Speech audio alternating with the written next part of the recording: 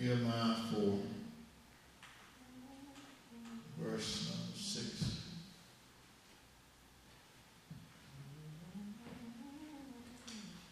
Nehemiah 4, verse 6. So built we the wall, and all the wall was joined together unto the half thereof, for the people had a mind to work. Amen. For the people had a mind to work. Amen. We're going to talk about this morning rebuilding your mind. Amen. Rebuilding your mind. Amen. Amen. We dealt with that on last Sunday. Amen. And I believe that if we're going to ever get anywhere, we got to do something different than what we have done. Amen. The rebuilding part of it is that it's been there before. Some got to be tore out, tore down, got to be destroyed, got to be to a place to where I can see God in what He's doing for me. I think a lot of us, a lot of times we don't understand the essence of where God will take us.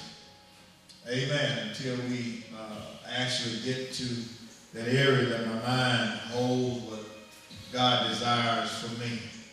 Amen. God need to put something else in my spirit. I was talking to a young lady, I think on yesterday, a young man or something yesterday, and basically, when you look at us as an individual, most of us were raised by being a mom and a dad. Amen. Some of us were raised by a single parent, and you think that often we only do what they teach us to do. Amen. I've heard so many people say, well, my mama taught me this, or my daddy taught me that, and basically that's what I'm doing. But how many of you actually, when you got to a certain age, wanted to just be you? Amen. Just want to be you. Just you didn't want to be what mama really wanted. You didn't want, because a lot of our parents, we basically had an idea of what our children should be, and so we groomed them for that area. We wanted them to be lawyers and doctors and firemen and policemen. We wanted them to be a good boy, a good girl. We had this thought in our mind. We wanted them to go to college and what have you. And so in our mind, we groomed that child to be what we wanted them to be. Some of us groomed our children to be something that we couldn't be. And I thought about it, that we stopped because our children are living in our era without going to their era. They're living in a place where we, in our mind, we said this is where they need to be. And we've often told our children that you do it the way I want you to do it because I'm grown and I'm the one. I've been where you think you're going, and so I want you to see it my way. That's what we said.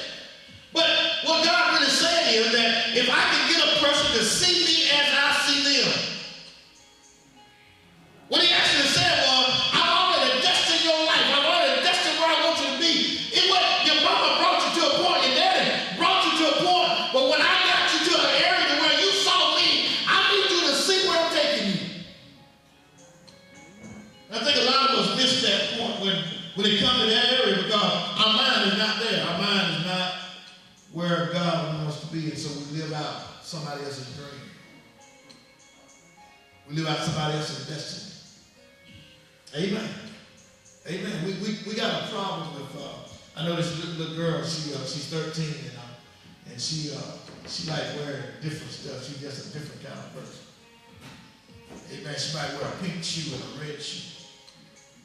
Amen. She might have a black sock on and a pink sock on. Amen. She's different. She's different. And sometimes, parents will say, why you got that on? But in essence, she said, I want to be who I am. I like She killed what they thought, and now she's doing what she want to go in. And it's not disrespecting them. She's still obedient. She still do what she need to do, but she just want to have her own identity. Well, when I was looking at Nehemiah, I told you last Sunday, Nehemiah had an area in his life to where he loved Jerusalem. He loved what his city did for him, and he was a cupbearer in another city, for Texas, and when he heard word that the wall was down, he said, "I want to come back and rebuild the wall. I need to rebuild it." I was looking at that and I said, wow. I said, first of all, he was a cupbearer. He drank poison wine, if you will. At some point, he drank wine that the king was going to drink. He had to make sure that everything was okay in the wine. But he wanted to come back and build a wall. He never said to him that he was a contractor. Never said he was a wall builder. He said he was a cupbearer. He told who his daddy was. Amen, what city he came from. They never gave any thought that he was a contractor. And I thought about the church because I thought about that sometimes what we can do is not identified in our lives. But what Nehemiah said was, he said, if the wall needs building, I want to do my part in building the wall. Amen. He said, I give up what I'm doing. I give up being the king's servant to be God's servant. I tear down that thing that's in me that have really given me identity. I want to do what God has called me to do because I want to serve God. Amen. So he left his position. He left what he was doing. He got to a place of something that he was not trained to do. In rebuilding your mind, sometimes you got to get to doing some stuff you couldn't train to do. Amen. You got to walk in the spirit realm with God because, see, a lot of times what God really does for us, he teaches us how to do certain things that we haven't been trained to do. Amen. We want to be very direct in what we were trained to do. We want people to say you did a good job in what you was trained to do. But isn't it impressive that I can do a good job on something I wasn't trained to do? Amen. He was not trained to build a wall. Amen. But he knew God was a God that was able to do anything but fail in his life. And so he said, God, let me go back and build this wall. Amen. But he was doing some praying. And this is prayer. I went back over into the first chapter. Y'all will turn with me back to the first chapter. First chapter. In the 11th verse, it said, O Lord, I beseech thee, let now thine ear be attentive to the prayer of thy servant, and to the prayer of thy servants who desire to fear the name and prosper. I pray thee, thy servant, this day, and grant him mercy in the sight of this man, for I was the king's cupbearer. Amen. Let me read that again. I need to read one part of that again because I need you to know where I'm going. It said, to be attentive to the prayer of thy servant, and so the prayer of thy servants who desire to fear thy name and prosper. Now, in order for you to rebuild your mind, you got to be able to take out some stuff. You got to be able to pray. So the Bible said that Nehemiah prayed, but Nehemiah was not the only one praying. There were some other people that really agreed. And how do you believe what the Bible said? Where two or three are gathered in my name, I'll be a God in the midst. Amen. The Bible said that Nehemiah started praying. And in the process of Nehemiah praying, the people that was around him started praying with him. Nehemiah said, God, grant your ear to hear what your servant is saying, as well as your servants. Amen. We want to prosper in where we are. Amen. And so what Nehemiah said, Lord, if you will do this thing for us, this is what we're going to do for you because we don't want to ruin in our lives. Now, if you look at in 2013 where you are, there should not be any ruin in your life. There's some stuff that you did, you weren't thankful, you regretted that you did it, but you did it. You got to go on. Amen. Nehemiah said,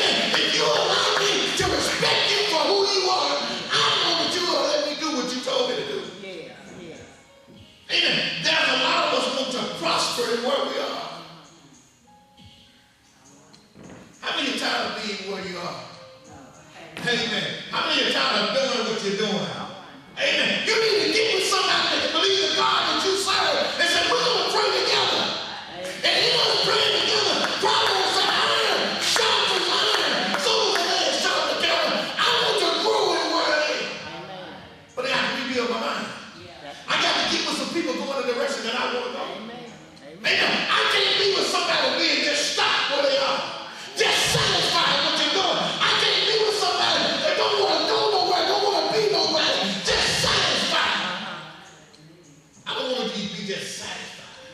So we build foundations. Amen. We build foundations. We build foundations.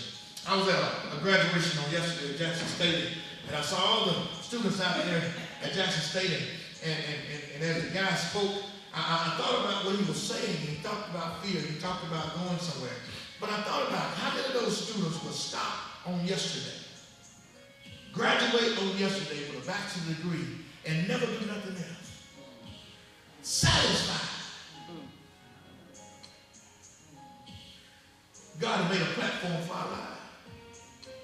Amen. The Bible says in Hebrews 10, I believe it says we shouldn't continue to lay a foundation that's already been laid. But we ought to build on that foundation. We ought to build on the truth. We ought to build on something that's solid. Amen. We shouldn't continue to try to lay stuff down and try to make our own name great. If somebody already built it for you, build on it. Amen. Go somewhere, but when you're going, don't stop for you. Don't be just satisfied with where you are. That's right. That's right. I got a bachelor's degree and I'm satisfied. No. I want a master's degree. I want a doctorate degree. All right. I want to go somewhere. I want to prosper in where I am. So Nehemiah said, look. He said, God, grant us this thing. And I kept reading that. Because see, when you look at prayer and you look at mindset, now there's a whole lot of people, they pray for a thing, and then in the process of praying for it, you don't believe that it's going to happen. Amen. You got doubt that it's going to happen. I mean, you just said, Lord, I'm praying to you, but Lord, I know I'm not worthy of it. And people used to say that. We used to teach us how to pray the prayers. And Lord, I'm just coming with my head bowed down to the earth, Lord, my heart looking up to the ear. Lord, I know I'm not worthy of what I'm asking for. What are you praying for? That's right. That's right. Amen. Why do you pray for something that you don't feel like you're worthy of? Amen. So the Bible said that when we start praying, we ought to expect God to do what we're praying for. Amen. And don't be excited or don't be surprised when it comes. Amen. Say, Lord, I thank you that I prayed for it and you sent me what I prayed for. Amen. I'm not surprised that it happened because that's what I'm looking for. Amen. So we get to this place. We get to this place that we are praying and we are praying and we are praying, never expecting God to do what he said. Amen. But when I pray, I'm talking about rebuilding your mind because see, our mind is set on one thing. That if I just come to church, I pay my little money, I go home, and that's it. I'm not doing it. No. God expects something else out of you. That's right. God expects you to prosper in where you are. Hallelujah. Amen. There's a whole lot of folks don't want to prosper, don't want to do more. They feel like I got to work a little harder. No, you got to pray a little harder. You got to have faith a little harder. You got to know a little harder. Because what God is doing in your life is wanting you to prosper where you are. Amen. Nehemiah said, Lord, if you could let me build a wall. And then this is what the Bible said in the prayer time that Nehemiah did in the second chapter. He said, now look, he said, I need you to walk around and see what the ruin is. Jasmine, sometimes we got to write stuff down and see what we made a mistake at. Amen. Amen. That's right. That's right. Yeah, I messed up. What did I make? See, I feel like I'm right. That's right. If nobody challenged me, if nobody confront me, if nobody tell me, girl, man, you know you're wrong, I feel like I'm okay. Amen. Amen. I slept out all last night with the wrong person. I'm all right, long as nobody said that. All right, come on. Amen. I drunk a little more than I should have drunk. Amen. I didn't get drunk. You know, the Bible says you can drink, but just don't get drunk. So I didn't get drunk. I'm all right. Amen. But how many of us know that drinking get convenient and weak? How many of us know that sex gets convenient and so we just, Amen. So I have to write it down. Sometimes I have to look what my problem is. Amen. I got to look at what's holding me back, what's hindering me. Amen. I got to look at what's really taking me to a point where I'm in bondage. All right, teach now. Amen. I mean, I'm held back. I'm hindered by where I am. Amen. So I believe that I'm okay right now. Knowing nobody say nothing to me. All right. Amen. Did nobody see me? They had a song song that said, if you see me or touch me, it wasn't me, or something like that. Y'all remember that song? That was, amen, we get to that point. Amen, you can put your hand, that was my name.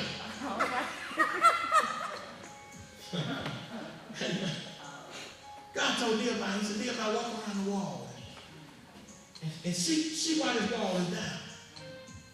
Sometimes we have to walk around the wall and see what's messing me up. I got some issues.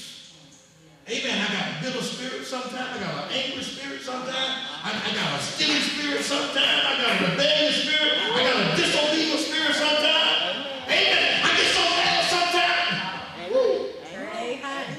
Amen. But I have to get to a place where I access what's holding me. And we can't ever say that this is how I am. You just have to accept me for who I am. No. People don't have to accept you. That's right. God don't have to accept you. Amen.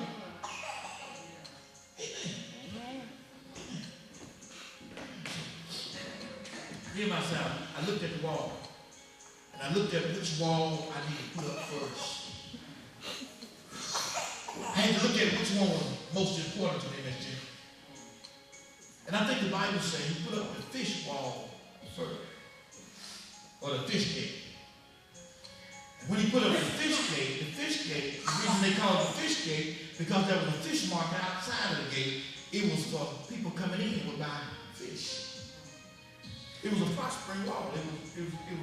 It was somewhere where you could have interest and make money on the fish gate. Amen. I keep talking about being prosperous. I mean, and then I'm gonna end it up. I'm gonna end it up in a minute. But you think about. I want to be prosperous, but I don't want to take interest in something to where it's going to do something for me. And so what I do is I don't allow God to deal with my mind and my spirit to where I can be an entrepreneur in my own self. Amen. You're right. Amen. I've always worked for somebody else. I don't think I can work for me.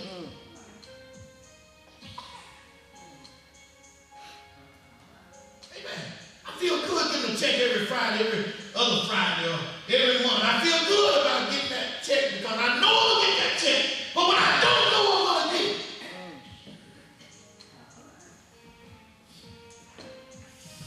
Amen. This makes sense? I pray it makes some sense. I want y'all to analyze your life. I want you to analyze where you are. Because, see, I think a lot of you are stuck where you are.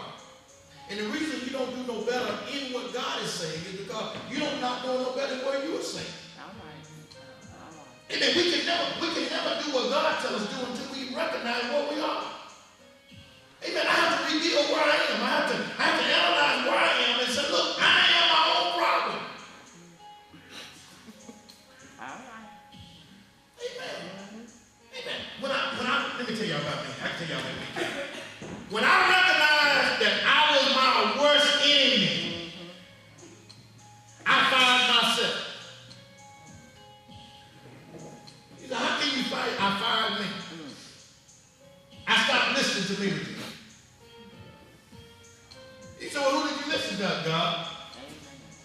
I said, now, Lord, I don't know what to think, because I think anything. And how many of us got a crazy mind sometimes? Oh, we dream crazy. Amen. And again, I had a sister, she died about a couple of years ago. And I would always say she would dream something that night and get up and see how it sounded the next morning. And I think it was some of us having your crazy dreams and crazy thoughts, and we just believe it's supposed to be just the way it's supposed to be, but it's not supposed to be. God said, change who you are. Amen. Amen. I need to walk a different way.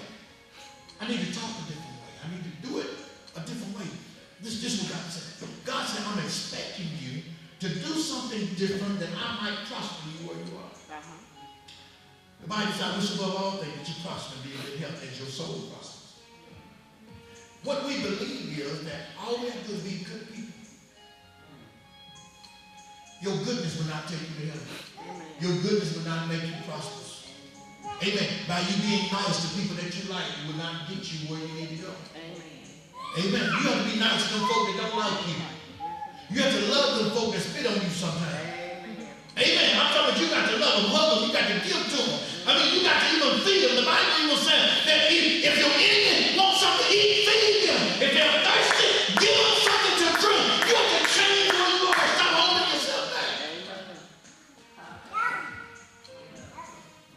So what God said, this is what God said, Nehemiah's writing.